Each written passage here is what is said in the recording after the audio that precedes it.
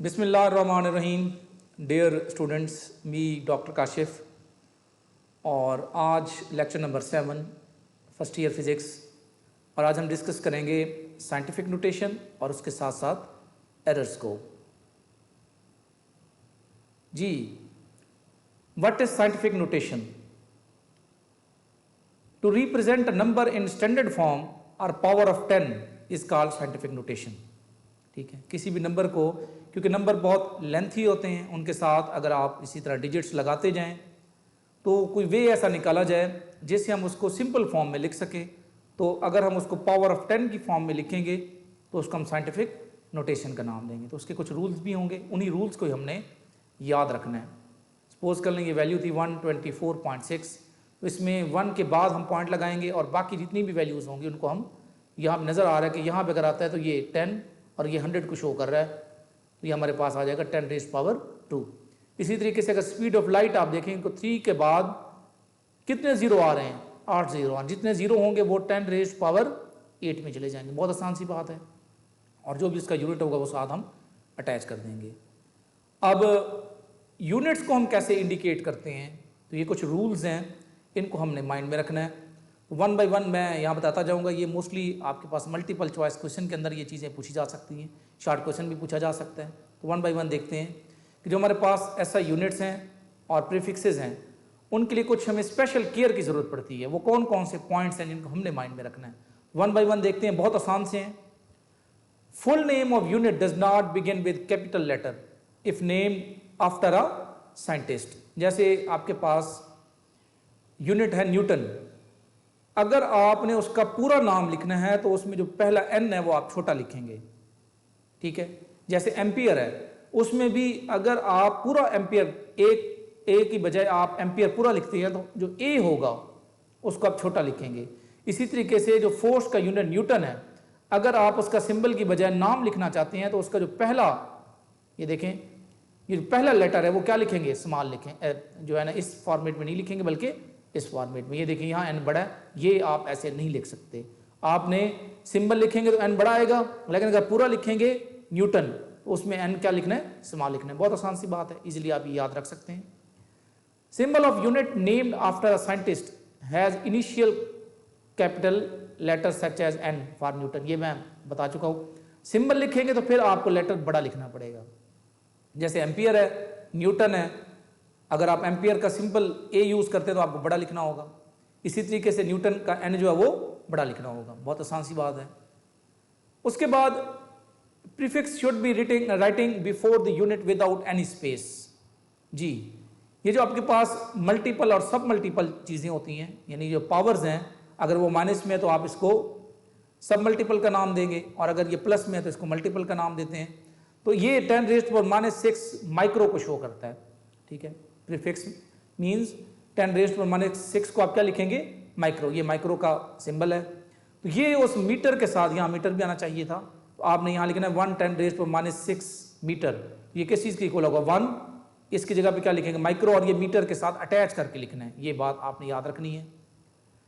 Compound prefixes जो है ना वो अलाउड नहीं है, कि अगर आपने किसी जगह पे मेगा वी, यहाँ पे मिली वोल्ट है, मेगा वोल्ट लिखना चाहते हैं तो यहाँ वी भी बढ़ाएगा। तो ये जो 2 दफ़ा किलो किलो है, 10⁻³ और 10⁻³ ये नहीं लिख सकते, क्योंकि ये 10⁻⁶ बनेगा तो उसके लिए आप क्या यूज़ करेंगे?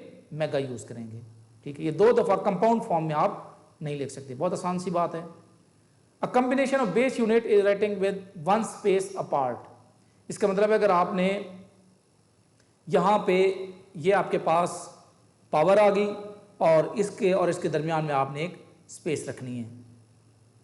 ठीक है, यानी अगर आपने दो चीज़ें इकट्ठी आ गई, न्यूटन और मीटर, न्यूटन और मीटर के दरमियान में आपने एक स्पेस रखनी है। ये क्या बता रहा है कि जब आप पावर लेते हैं तो वो पावर जो है सिंपल उस बेस पे नहीं होती, उसके साथ जो वैल्यू गिवन है उस पर भी पावर गिवन होती है। ये देखिए 1 किलोमीटर, इसको अगर आप इसको कन्वर्ट करना चाहते हैं मीटर स्क्वायर में, तो ये 1 किलोमीटर ये होल पे स्क्वायर है, सिर्फ मीटर पे नहीं है स्क्वायर, किलो पे भी है और मीटर पे भी है। अब किलो की वैल्यू होती है 10⁻³ तो ये 10⁻³ 6 बनेगा और यहाँ से क्या बनेगा मीटर स्क्वायर। तो ये कन्वर्ट करते हुए आपने ख्याल रखना है कि ये पावर सिर्फ मीटर पे नहीं होती, ये अगर मैं ब्रैकेट यूज ना भी करूं तो 1 किलोमीटर स्क्वायर का मतलब ये नहीं कि मीटर स्क्वायर है, इसका मतलब है किलो का भी स्क्वायर है और मीटर का भी स्क्वायर है।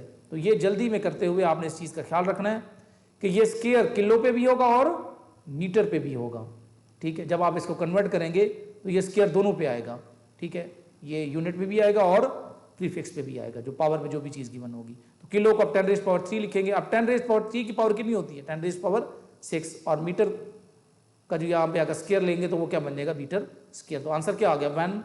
10⁻⁶ मीटर स्क्वायर। तो यहाँ से आपसे मल्टीपल चॉइस क्वेश्चंस पूछे जा सकते हैं। तो ये तमाम पॉइंट्स आपको बहुत ही बेटर वे से अंडरस्टैंड होने चाहिए। आगे बढ़ते हैं, एरर्स एंड अनसर्टेनिटीज। जी, एरर तो वैसे बहुत आसान सी बात है इसको अंडरस्टैंड करना। एक्चुअल वैल्यू से आप कितना दूर हैं, the difference between actual value and measured value of a measurement is called error. आप सिंपल पेंडुलम का प्रैक्टिकल कर रहे हैं और उसमें आपको कहा गया है कि acceleration due to gravity G की वैल्यू मेजर करें। अब जी की जो वैल्यू है वो एक्सपेरिमेंट जो उसकी सेंटीमीटर पर सेकंड स्क्वायर के अंदर वो है 980 सेंटीमीटर पर सेकंड स्क्वायर, और जो आपने मेजर की है वैल्यू वो आ रही है 960 सेंटीमीटर पर सेकंड स्क्वायर। तो अब कितना डिफरेंस आ रहा है? 20 का, 20 सेंटीमीटर पर सेकंड स्क्वायर। इसको आप परसेंटेज की फॉर्म में भी लिख सकते हैं। तो ये आपका एरर है, क्योंकि आप एक्चुअल वैल्यू 980 और मेजर्ड वैल्यू 960, तो ये डिफरेंस है, ये एरर है। और अनसर्टेनिटी भी इसी के साथ रिलेट होती है। The range in which true value lie is called uncertainty in measurement. तो ये बेस है एरर की, अनसर्टेनिटी की ही बुनियाद पे हम एरर्स को जो है ना वो चेक करते हैं उसको। तो ये अनसर्टेनिटी जो है ना, ये आगे हम जब इसके फार्मूलाज आएंगे कि एक्सपेरिमेंट के अंदर अनसर्टेनिटी कैसे आ रही है, फिर कोई नया formula, addition, subtraction, division, multiplication, वहाँ पे फिर हम अनसर्टेनिटी को कैसे चेक करेंगे। तो आपने यहाँ से एरर को डिफाइन करना है और उसके बाद एरर की टाइप्स पे डायरेक्ट आ जाना है। और यहाँ मैंने 2 टाइप्स बताई हैं, लेकिन ये जितना भी यहाँ पे मैंने एक्सप्लेनेशन के लिए ये डायग्राम बनाई हुई है, ये आपने कोई भी नहीं बनानी। आपने यहाँ से सिस्टमेटिक एरर को डिफाइन करना है, उसमें कौन कौन सी टाइप्स आ जाती हैं वो याद रखनी है। याद रखने के लिए मैंने डायग्राम बना के डिफरेंट एक्सपेरिमेंट्स से ये चीज़ें ली हैं ताकि आप इसको बेटर वे से अंडरस्टैंड कर लें। Systematic error, error with system, जिस सिस्टम के अंदर आप एक्सपेरिमेंट कर रहे हैं। This error occur due to zero error of measuring instrument or poor or incorrect calibration of the instrument. This error can be reduced by comparing the instrument with other instrument which is known to be more accurate. ठीक है, इसका मतलब है इसका जो source है वो known होता है, हमें सोर्स ऑफ एरर हमें पता होता है कि हम कौन सा इंस्ट्रूमेंट यूज कर रहे हैं। ठीक है, हम स्टॉप वॉच ले रहे हैं जिसके अंदर नीडल मौजूद है और वो 30 सेकंड बाद अपना चक्कर कंप्लीट करती है। तो उसमें अगर 1 सेकंड ऑलरेडी आगे मौजूद है, तो जब भी आप अगर 25 सेकंड लेते हैं तो इसका मतलब है वो असल में कितने हैं? 24 सेकंड, क्योंकि उसके अंदर जो है ना वो ऑलरेडी सुई आगे मौजूद है, तो उसको पीछे करना होगा या फिर उसको किसी दूसरे के साथ कंपेयर करना होगा। तो इस तरह का जो एरर है जो इंस्ट्रूमेंट के साथ अटैच होगा, जो सिस्टम के साथ अटैच होगा, वो क्या कहलाएगा? Systematic error. इसको दूसरे के साथ कंपेयर कर ले तो इस एरर को आप कम कर सकते हैं। ऐसा इंस्ट्रूमेंट जिसके बारे में हमें पता है कि वो ज़्यादा एक्यूरेट है, तो इस तरीके से हम सिस्टमैटिक एरर को कम कर सकते हैं। अब इसकी यहाँ 4 टाइप्स आसान वे से बताई गई हैं। नेग्लिजेंस और इनएक्सपीरियंस ऑफ अ पर्सन, इसका क्या मतलब है कि जो पर्सन वो प्रैक्टिकल परफॉर्म कर रहा है वो उसकी लापरवाही या उसकी ना तजुर्बाकारी। सिंपल सी बात है, जब तक हम एक एग्जाम्पल नहीं लेंगे तो इस लाइन को हम अंडरस्टैंड नहीं कर सकते। सपोज कर लेंगे हमने सिंपल पेंडुलम की एग्जांपल ली है और इसमें हम ये लेंथ है उस पेंडुलम की, ये बॉब है, मैं इस बॉब को यहाँ से पकड़ता हूँ और यहाँ से छोड़ देता हूँ। ये यहाँ पे जाने के बाद जब वापस आएगा तो मैं कहूँगा कि इसका एक चक्कर कंप्लीट हो गया है। अब अगर मुझे नहीं पता सही तरीके से और मैं यहाँ छोड़ने के बाद ये यहाँ पहुँचता है और मैं इसको 1 काउंट कर लेता हूँ, तो इसका मतलब है मुझे उस एक्सपेरिमेंट के बारे में पता ही नहीं है कि उसका एक रेवोल्यूशन कब कंप्लीट होगा, कि जहाँ से छोड़ा है वहीं पे वापस आ जाएगा तो ये एक चक्कर उसका कंप्लीट हो गया। तो ये उसकी कह सकते हैं कि इनएक्सपीरियंस, कि अगर वो दरमियान में यहाँ तक एक कर लेता है इसका मतलब उसको पता ही नहीं है कि 1 रेवोल्यूशन यहाँ तक पहुँचने का नाम नहीं है, यहाँ पहुँचने के बाद जब वापस आएगा तो 1 रेवोल्यूशन कंप्लीट होगा, अगर मैं टाइम पीरियड निकालना चाहता हूँ। दूसरा नेग्लिजेंस। नेग्लिजेंस ये है कि ये यहाँ पे मैंने इसका एम्पलीट्यूड बहुत ज़्यादा ले लिया है, तो इसका मतलब है यहाँ पे जो एयर मौजूद होगी वो पंखे की भी हो सकती है या कोई हर्डल है जिसके साथ जाके टच हो सकता है। तो इसका मतलब है अगर मैं यहाँ पे इसका एम्पलीट्यूड ज़्यादा लूँगा और ये किसी चीज़ के साथ जाके टकरा लेता है, और दूसरा दरमियान में काउंट करते हुए मैं भूल जाता हूँ, मैं दरमियान में किसी से बात करना स्टार्ट कर देता हूँ और मैं इसको सपोज करने कहता हूँ 1 एक चक्कर हो गया, 2 हो गया, 3 तीसरा भूल के मैं इसको 5 काउंट कर लेता हूँ, तो ये मेरी नेग्लिजेंस होगी। जब मैं इसको स्टार्ट कर रहा हूँ तो स्टॉप वॉच मेरे हाथ में हो, जैसे ही मैं यहाँ से इसको छोड़ूँ स्टॉप वॉच ऑन कर दूँ और इसके जो रेवोल्यूशन है सपोज कर ले अगर 10 काउंट कर लें तो मैं 1 2 3 अप टू 10 तक काउंट करूँगा, दरमियान में कोई और डिस्टर्बेंस पैदा नहीं करूँगा ताकि मेरी जो काउंटिंग है वो गलत ना हो। अगर काउंटिंग मेरी गलत हो जाती है तो ये मेरी नेग्लिजेंस में काउंट होगा। दूसरा है इम्परफेक्ट मेथड, ये भी सिस्टमेटिक एरर की एक टाइप है। इम्परफेक्ट मेथड का मतलब ये है कि मैंने यही सिंपल पेंडुलम का प्रैक्टिकल करना और मुझे ये कहा गया कि इसकी आप लेंथ मेजर करें। अब लेंथ मेजर करने के लिए मैंने हॉरिजॉन्टल वे लिया कि ये जो ग्रीन कलर है ये इसकी लेंथ है पेंडुलम के साथ। मैंने क्या किया, इसको टेबल पे रखा और मीटर रॉड से इसकी लेंथ मेजर की जो कि 80 सेंटीमीटर आ रही है। हालांकि इसकी जो असल लेंथ मेजर की जाती है उसके लिए आप इसको रूफ के साथ अटैच करें और ऐसे इसको वर्टिकल वे से लटकाएं ताकि जो इसके अंदर टेंशन है वो प्रॉपर वे से जो है ना वो आ जाए, ताकि जो लेंथ जितनी भी इसके अंदर एक्सटेंशन आनी है वो भी इसके अंदर ऐड हो और इसकी प्रॉपर लेंथ जो है उसमें ये है, ये लाइन हाफ पोर्शन जो है वो बॉब का भी अटैच होगा क्योंकि रेडियस ऑफ द बॉब भी लेंथ ऑफ द पेंडुलम में ऐड होती है। यानी length of the pendulum is not the length of the thread.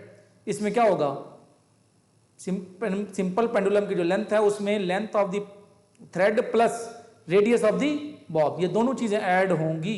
तो इसका मतलब है जो लेंथ मैंने मेजर की है यहां पे ये इम्परफेक्ट है।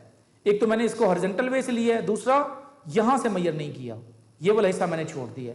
परफेक्ट वे कौन सा है, इसको आप वर्टिकली रखें और length of the thread plus radius of the Bob ये दोनों ऐड की तो वैल्यू कितनी आ रही है 80.5 सेंटीमीटर। तो ये इसकी लेंथ थी। अगर ये मेथड मैं यूज करता हूं ये इसका क्या होगा, इम्परफेक्ट मेथड होगा। तो ये भी सिस्टमेटिक एरर के अंदर काउंट होगा। तीसरा कौन सा है, इंस्ट्रूमेंटल एरर।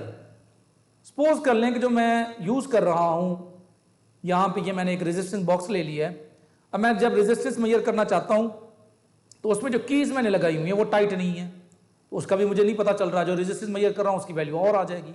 दूसरा ये जो कनेक्शन है इनकी जो रेजिस्टेंस है ये भी सही तरीके से जो है ना यहां इनकी जो रेजिस्टेंस है वो भी ऐड हो रही है, उसका भी मुझे नहीं पता। तो ये इंस्ट्रूमेंट के अंदर जो एरर होगा और मुझे नहीं पता चल रहा, ठीक है। इसी तरह अगर मैं स्टॉप वॉच यूज करता हूं उसके अंदर भी जो नीडल है वो सही तरीके से काम नहीं कर रही मैकेनिकली, तो जो इंस्ट्रूमेंट का एरर होगा वो भी किस में आता है, सिस्टमैटिक एरर के अंदर आएगा। और लास्ट है least count error. Least count का मतलब ये है कि अगर आपने एरर को कम करना है तो आप ऐसा इंस्ट्रूमेंट लेंगे जिसका लीस्ट काउंट कम होगा, तब आप बेटर वे से मेजर कर सकते हैं। सपोज कर लेंगे हमने एक मीटर रॉड लिया और इससे हम कोई पेन जो है ना उसको मेजर करना चाहते हैं। यहाँ पे आप देख रहे हैं कि इसकी जो वैल्यू है ये 4 और 5 के दरमियान में आ रही है क्योंकि ये 1 मिलीमीटर से कम मेजर नहीं कर सकता।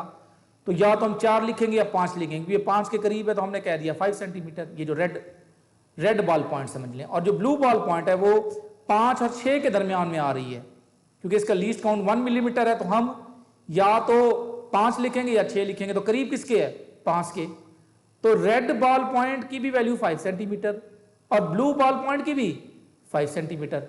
हालांकि इन दोनों में यहां नजर आ रहा है कि दोनों की लेंथ क्या है, डिफरेंट है। तो इसका मतलब है दोनों के एरर, दोनों की वैल्यू लेंथ डिफरेंट है लेकिन वैल्यू क्या आ रही है, सेम आ रही है। प्रॉब्लम क्या है, लीस्ट काउंट। अगर इन्हीं के अंदर मैं 10 लाइंस और लगा दूं तो मुझे पता लग जाएगा कि ये जो 5 सेंटीमीटर ये बेसिकली 4.6 सेंटीमीटर था और ये जो ब्लू है 5 सेंटीमीटर ये बेसिकली 5.4 सेंटीमीटर था। तो मैं और ज्यादा बेटर वे से इसका रिजल्ट निकाल सकता हूं। तो ये इस तरह की जो एरर होगी ये क्या कहलाएगी, लीस्ट काउंट एरर। तो ये सिस्टमैटिक एरर की 4 टाइप्स है। ये डायग्राम जस्ट अंडरस्टैंडिंग के लिए, और उम्मीद है कि बहुत इजी वे से आपने इन लाइंस को अंडरस्टैंड किया होगा। अब हम दूसरे टाइप की तरफ आते हैं और वो है random error. Random error arises due to some unknown reasons when repeated measurements give different values of a measurement under the same condition. इसको कैसे कम कर सकते हैं कि आप बहुत ज़्यादा मेजरमेंट्स लें, उससे क्या होगा, जो एरर है उसका इफेक्ट जो है वो रिड्यूस हो जाएगा। तो ये इरेगुलर एरर होता है। इसका जो सोर्स है वो भी अननोन है, हमें नहीं पता क्यों आ रहा है। वही सिंपल पेंडुलम का प्रैक्टिकल करते हैं और वहाँ से जी की वैल्यू निकालना चाहते हैं। सेम कंडीशन है, ना हमने एम्पलीट्यूड चेंज किया, ना हमने लेंथ चेंज की, ना बॉब का मैथ चेंज किया, कोई भी चीज़ चेंज हमने नहीं की। लेंथ भी वही रखी, एम्पलीट्यूड भी वही रखा, और जो मैथ है बॉब का वो भी चेंज नहीं किया। हमने जब फर्स्ट टाइम वैल्यू निकाली तो वो आ रही थी 970 सेंटीमीटर, दोबारा ली तो वो कितनी आ रही है 960, तीसरी दफ़ा ली तो वो 975 आ रही थी, फोर्थ टाइम ली तो कितनी आ रही है 950। अब असल कितनी है 980। हमें नहीं पता चल रहा कि ये वेरिएशन क्यों आ रही है। हमने क्या किया, जितनी ज़्यादा वैल्यूज़ लेंगे उतनी वैल्यूज़ को उस पर डिवाइड कर दें तो आपके पास एवरेज आ जाएगी। अब जब एवरेज आ जाएगी तो आप इस एरर को कम कर सकते हैं। तो जितनी ज़्यादा वैल्यूज़ लेंगे आप असल वैल्यू के उतने ज़्यादा करीब आ जाएंगे।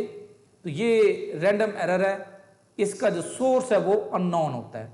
और कैसे हम कम कर सकते हैं, ज़्यादा से ज़्यादा वैल्यूज़ लेके, ज़्यादा से ज़्यादा वैल्यूज़ लेंगे, एवरेज ले लें तो आप रैंडम एरर को कम कर सकते हैं। तो ये दो टाइप्स के एरर्स थी, और उम्मीद है कि जिस वजह से मैंने आपको ये सिंपल एग्जांपल्स दे के और भी इसको ज़्यादा एक्सप्लेन कर सकते हैं। एग्जामिनेशन पॉइंट ऑफ व्यू से ये जो मैंने कलर में लिखा हुआ है ये वाला, ये आपने याद रखना है, ये याद रखना है सिस्टमेटिक एरर के हिसाब से, और ये वाला याद रखना है रैंडम एरर के हिसाब से। तो यही आज का हमारा टॉपिक था। इंशाल्लाह नेक्स्ट टॉपिक के अंदर हम सिग्निफिकेंट फिगर्स जो हैं उनको एक्सप्लेन करेंगे। अल्लाह हाफिज़।